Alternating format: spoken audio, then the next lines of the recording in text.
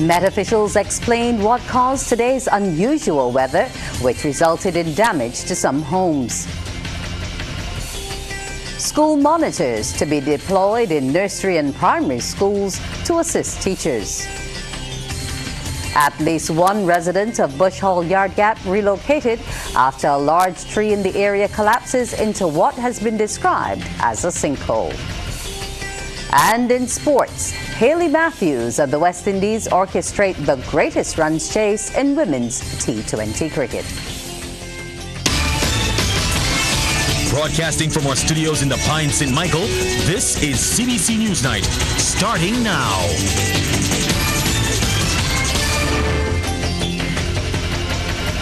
Hello and welcome to the CBC NewsNight. I'm Wendy Burke. Many Barbadians were shocked today at the sight of intense lightning and shaking from the sound of heavy thunder across the island. Met officials had earlier issued flash flood and severe thunderstorm warnings for the island. But despite these notifications, what transpired still surprised many and prompted officials to insist that people stay indoors. Joining us tonight to explain exactly what happened today is Director of the Meteorological Services, Sabu Best. Good night to you, Sabu. The question which most people are asking is, where did this weather come from? Good night, Wendy, and good night to all your viewers and listeners. First off is because of Tropical Storm Felipe. Well to the north of Barbados, there's no direct threat from this storm at all to the island, but because of its presence, we're getting convergent southeasterly flow well away from the center, which brought a lot of instability and moisture up to the island. But like you said, we actually issued a severe thunderstorm watch and flash flood watch for Barbados just around 9 o'clock, since 9 o'clock this morning, which essentially means that flash flooding is possible. It doesn't mean it happened, but it's possible. And also the likelihood of severe thunderstorm activity was also possible. And those messages were out there early. Okay. We also went to the media and let them know that, hey, there's possibility that some severe thunderstorm events that can happen. Now, as the day rolled on, coming into the afternoon, we upgraded to a warning around 12. And then in the mid-afternoon, it all broke down. Severe lightning, strong winds. We measured winds up to 100 kilometers per hour. That's a gust. And where were those mainly? That was at Charnock. But okay. I can assure you, most of the island felt that. South and central for sure. And you can see from the debris that's left in the wake of this strong winds. The rains were really intense as well.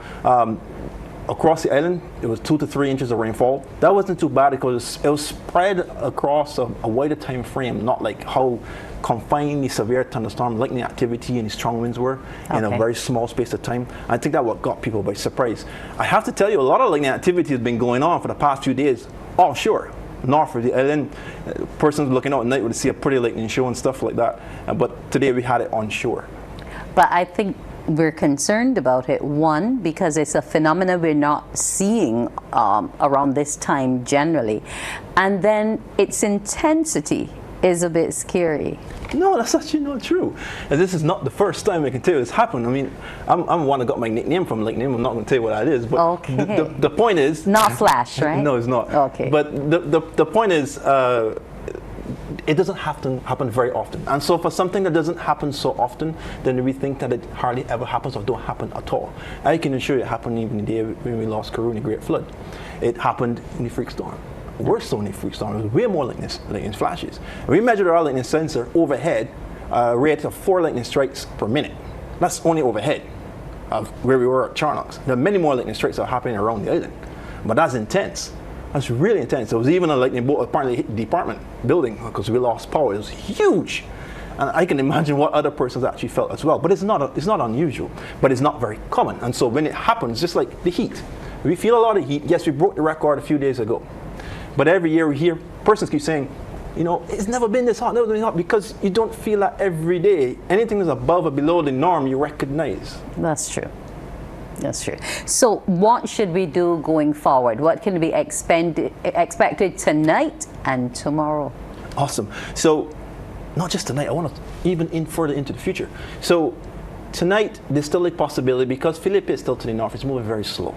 And so there's still a possibility of some showers and maybe some thunderstorms, but we don't believe it's going to be intense like what we had already today. But there's still that possibility. And like we said in the messages before, be alert for warnings or watches at short notice. We're in the tropics. We are seeing climate change unfold before our eyes here. And this is not just this event, but the things that we have experienced in the last 5 years. In the last 5 years. Yes. You have to understand the changes that are going on. We have to learn and adapt to these changes and adjust our lives to suit. If we don't, we're going to find ourselves asking these questions all the time. What is going on? Why is it happening when we know that these changes are happening? How are you to prepare? We know how we prepare for the storm, for the hurricane, but lightning and thunder.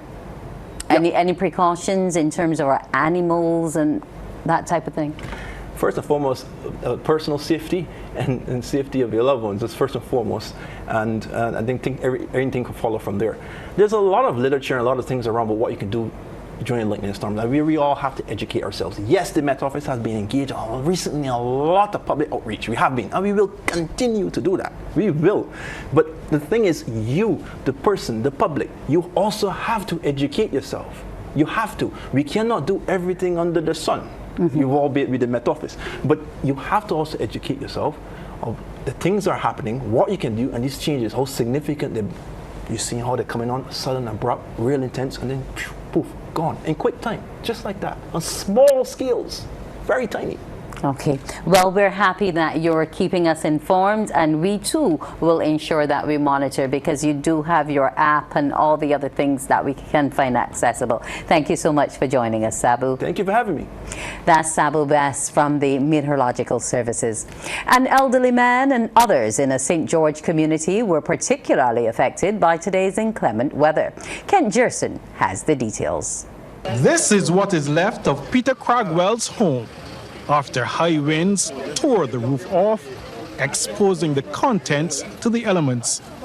It happened during the afternoon as rain and wind battered this neighborhood and many others across Barbados. It was here, though, that the effects were perhaps most telling, leaving Mr. Cragwell with tens of thousands of dollars in damage and unable to occupy the place he calls home. The elderly man had to be lifted out by firemen and taken to a neighbor's home. One of his neighbors, who identified himself only as Patrick, said it all happened quickly, but started with the wind picking up. It was gusting really hard for about 10 to 15 seconds, and in that very short space of time, I sustained some damage to my house, and at least one of my neighbors has lost his entire roof, and some other houses around here have roof damage, and we have lines down and stuff like that. Officials from the Barbados Fire Service as well as police were on the scene, inspecting and assessing the damage. Emergency medical personnel were also on hand to render assistance. The destructive force of the elements also brought down some utility lines. This one was entangled with a galvanized sheet that was stripped from the roof. With branches and even some trees brought down, residents began the job of clearing and cleaning as soon as the weather improved. Kent Jerson, CBC News. Disaster and emergency officials believe an assessment will have to be done to determine the safety of an area of land at Bush Hall Yard Gap, St. Michael. This after a large tree collapsed into a sinkhole in the area. This tree sinking into a hole at Bush Hall Yard Gap, St. Michael, is what alerted people who live in the area that something was wrong. One resident has had to be relocated as officials conduct their preliminary investigations. And the area is also a residential house just to the east, just to the west of that sink. And it has caused fissures to the property as well. We have since then evacuated the occupant, and we are in the process of securing housing for that individual. At present, we are conducting assessments to determine the extent of the hollows that we are noticing as a result of the collapse. We have one that is trending in the southeastern direction and one that is tending in the southwestern direction. The indrologist with the Ministry of the Environment, Nigel Jones, said he had recommended the tree be removed, but the COVID pandemic intervened. I had actually toured the cave, and I recognized that the root system was actually in the cave, and it was only a matter of time before it collapsed. Officials have established a perimeter from the center of the collapse to keep large vehicles from making the situation worse. I believe that a thorough assessment would have to be made of the area. It is my understanding that the area is replete with caves, as Barbados is, being the type of place that it is. But an assessment will have to be done, especially for the properties that are in the vicinity of this collapse, to determine their level of safety, so that those persons who occupy those properties will operate in a safe manner. Deputy Chief Fire Officer Henderson Patrick says part of the assessment will involve the use of drone technology, and they will be working with the Barbados Police Service to identify areas of concern. He says access to the area will now have to be managed as they work to trim and remove the tree. Sean Farrell, CBC News. Recognition is coming for school principals in Barbados. Minister of Education, Technological and Vocational Training, Kay McConney, made the disclosure as she delivered the feature address to mark the start of Education Month. She told education officials, school principals, teachers and students in the Colomaroc Church of the Nazarene citations would be geared towards principals who went over and beyond the call of duty in the service of education. And I have not yet discussed this with the powers that be, but I would say to you, I would certainly be very encouraging of any type of reward we have for principals who are able to elevate their schools to a level that may not otherwise have been expected, given the current national psyche. In her address, the minister told the congregation school monitors would be deployed in nursery and primary schools from today to help ease the workload on teachers. And we have now started, in collaboration with Erdeston Teachers Training College, to retrain some of those persons who were COVID monitors to be actual school assistants, where they can be your ears, and they can be your eyes, and they can be your hands in the classroom, freeing up the teachers then to focus on teaching. Parents who no longer have receipts can still claim the $100 primary school textbook grant. This was revealed this evening by Minister of Education Kay McConney. She says the Ministry of Education has made it clear that where parents or guardians have lost the receipt or is damaged or faded, that the child's class teacher, in conjunction with the primary school principal, can confirm and sign off that the child has the textbooks. On the question of having to fill out the form, Minister McConney says it is important that parents and guardians decide who will be the one coming forward to accept the grant. As a result, parents and guardians are asked to provide their banking or credit union information so that the money may be transferred from the Treasury to their account. She says in the event the parent or guardian does not have a bank account or credit union account, they need to inform the school's principal.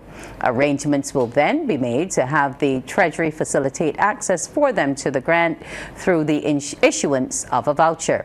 If they do not have access to a smartphone, tablet, or computer, they may still be able to receive the grant by filling out the forms that are being printed and will be available in schools. The Ministry of Education will continue to make information available to parents and guardians through public service announcements. Coming up, Suriname and Barbados working to boost trade after a decline. Efforts are underway to boost trade links between Barbados and Suriname. This comes after what officials say is a significant decline on both sides since 2019. Trade between Barbados and Suriname was very robust in the past, but it has declined significantly. The issue was raised on the People's Business by Chairperson of the Private Sector Association of Suriname, Reka Basambar.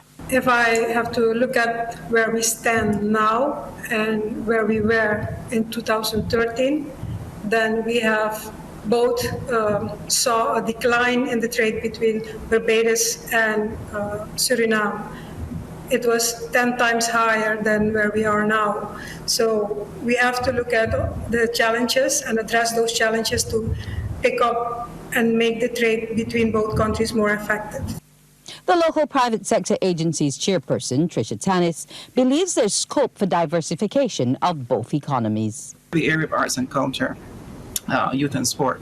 Now, those are not necessarily traditional areas of economic opportunity that normally make the front burner of trade discussions, but those essentially are areas that are extremely captivating, exciting, would actually, I think, capture the imagination of young entrepreneurs in both countries, and are certainly non-traditional, and certainly present, huge capacity, certainly outside of the CARICOM, and it's high time that these non-traditional type areas of economic opportunity essentially come to the front burner, and that we start monetizing them.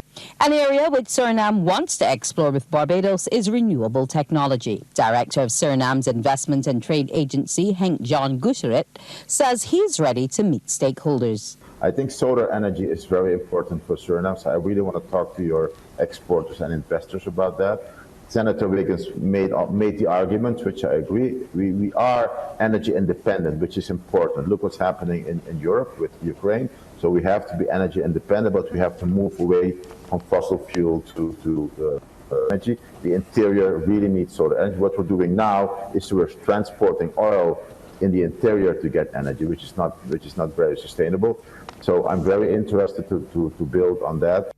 The Special Envoy, Althea Wiggins, is looking forward to the strengthening of air and transport links. The major thing that needs to be done is the building of the air and sea bridges between Barbados and Suriname.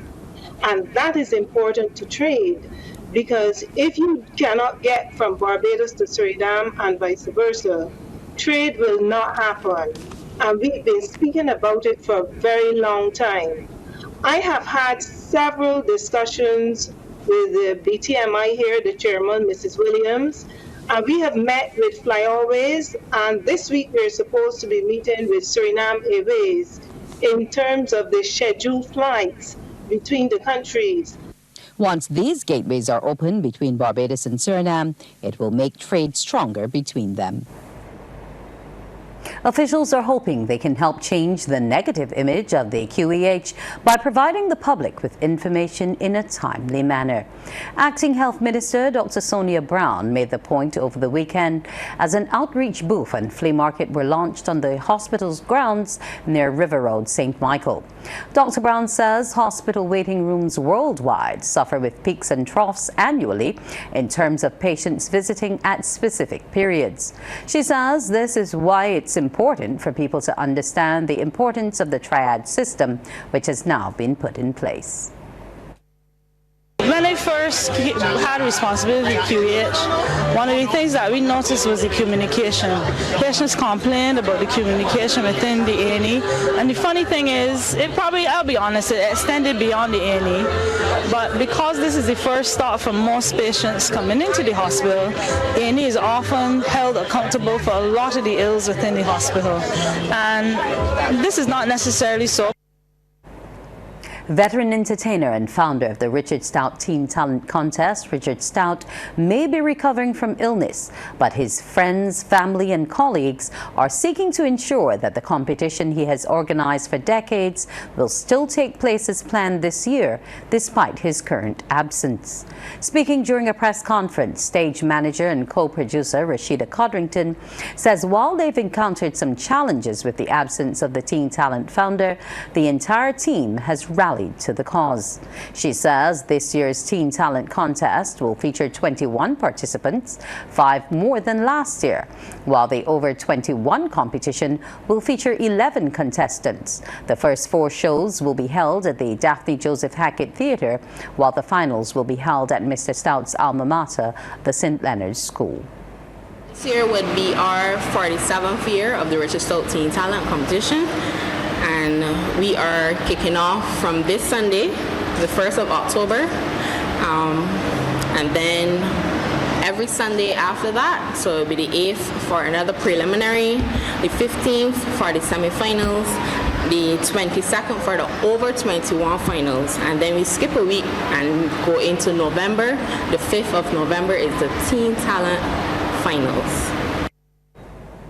Meanwhile, Stout's son, Barbados and West Indies cricketer Kevin Stout, gave an update on his father's condition, noting that the Teen Talent founder was in very high spirits when he visited him in hospital.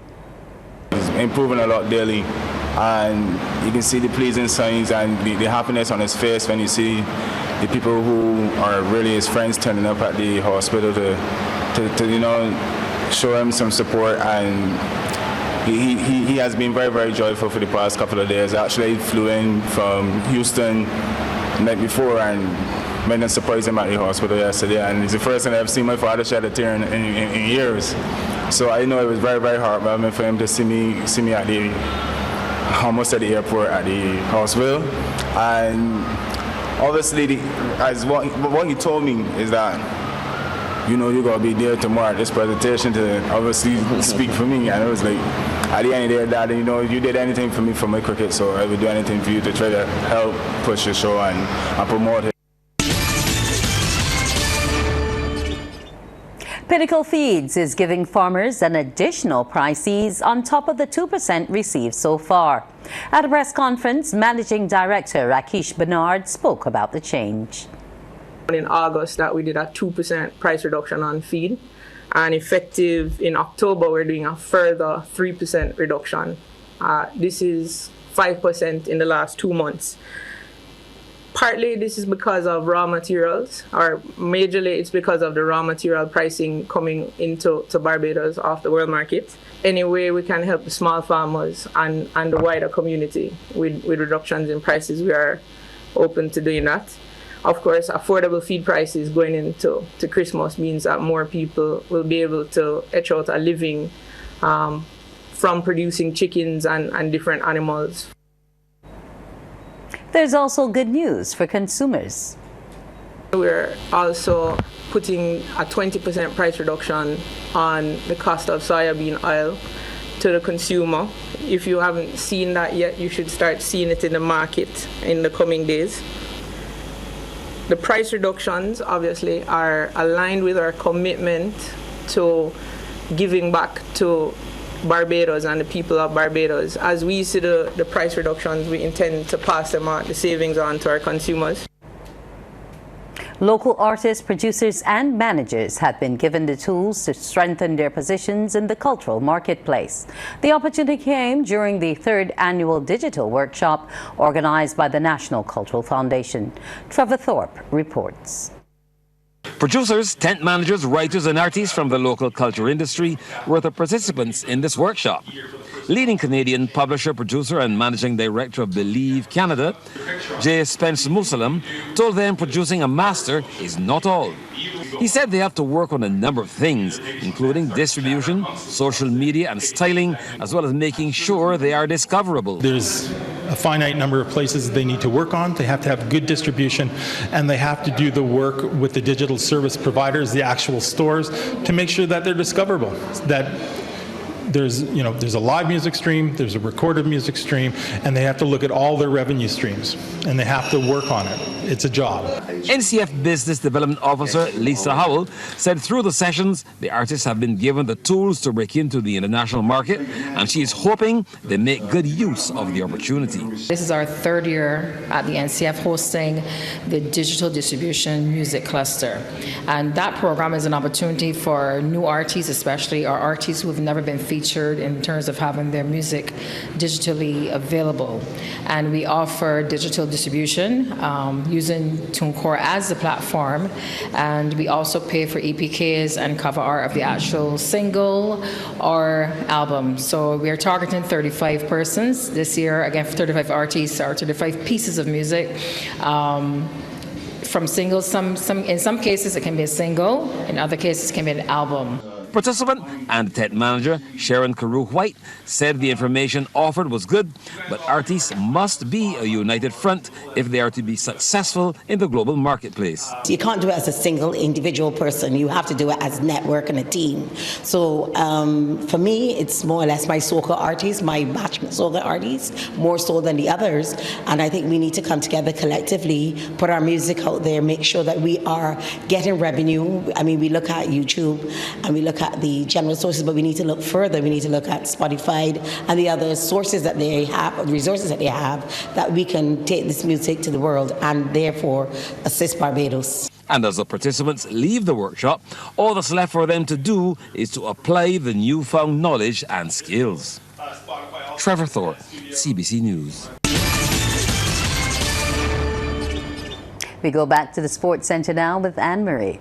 As promised, I had news of that Pan American team. Barbados will be represented at the 2023 Pan Am Games in Chile in aquatics, athletics, badminton, boxing, track cycling, equestrian, golf, gymnastics, rowing, sailing, shooting, squash, surfing, table tennis, taekwondo, lawn tennis, triathlon, weightlifting, track and field, and wrestling. The Barbados Olympic Association announced the 28 athletes and 2 invitees for the October 20th to November 5th event.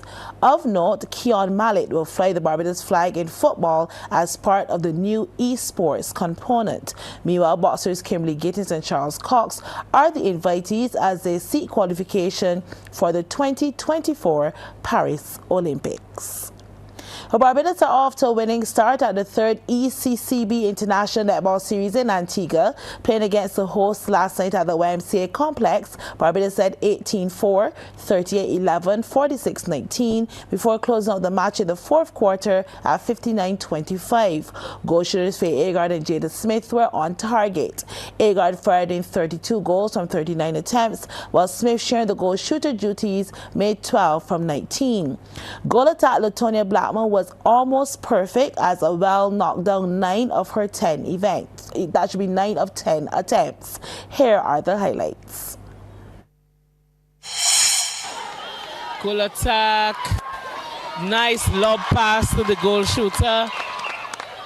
She aims, she shoots and scores.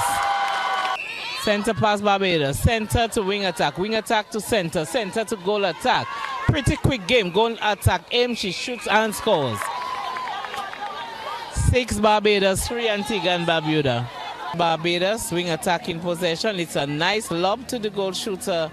Turns, shoots and scores. To wing attack to goal attack to center, back to goal attack. Ooh, nice underhand pass there to the goal shooter. She shoots and scores. The wing attack has it. Goal shooter now shoots and scores. Center to wing attack to goal shooter to goal attack, a quick one. Goal attack, shoots and scores. Wing defense to goal defense, back to wing defense to goal attack.